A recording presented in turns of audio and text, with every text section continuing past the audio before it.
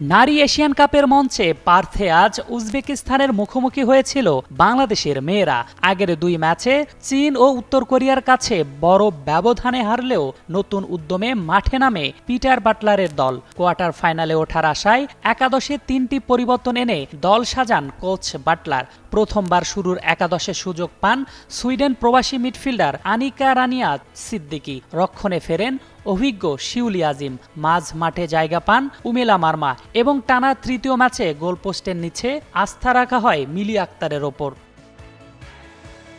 ম্যাচের শুরু থেকেই আক্রমণাত্মক ফুটবল খেলতে থাকে উজবেকিস্তান।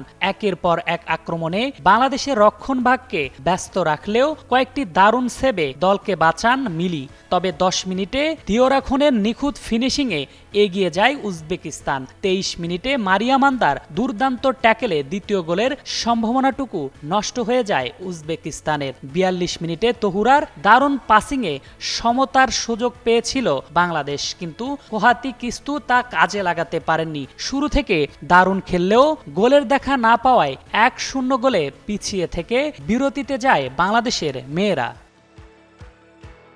বিরতির পর আক্রমণের ধার বাড়ায় বাংলাদেশ এবং ঋতুপর্ণা চাকমাদের কয়েকটি আক্রমণও দেখা যায়, তবে গোলের দেখা পায়নি। 62 মিনিটে উমিদার পাস থেকে গোল করে উজবেকিস্তানকে 2-0 ব্যবধানে এগিয়ে দেন দিলদরা মজিমোভা। 66 মিনিটে নিজের দ্বিতীয় গোল করে ব্যবধান 3-0 করেন তিনি। 70 মিনিটে আমিনজোনোভা গোল করলেও ভিআরে যাচাইয়ে তা বাতিল হয়। 82 মিনিটে বক্সের বাইরে থেকে সুরবীর জোরালো শট দারুণ দক্ষতায় ঠেকিয়ে দেন উজবেক গোলরক্ষক মাফতুনা। এরপর 88 মিনিটে নীলুফার কুদরাতোভার গোল ব্যবধানে 4-0-তে এগিয়ে যায় উজবেকিস্তান। পার্থে অনুষ্ঠিত এই ম্যাচে উজবেকিস্তানের কাছে 4-0 গোলে হেরে এশিয়ান কাপ মিশন শেষ বাংলাদেশের মেয়েদের। ম্যাচে বাংলাদেশ কয়েকটি সুযোগ তৈরি করলেও গোল পায়নি।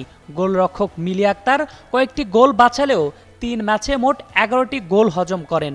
এই হারের ফলে কোয়ার্টার ফাইনালে ওঠার আশা শেষ হয়ে শূন্য হাতেই ফিরতে হচ্ছে বাংলাদেশের মেয়েদেরকে।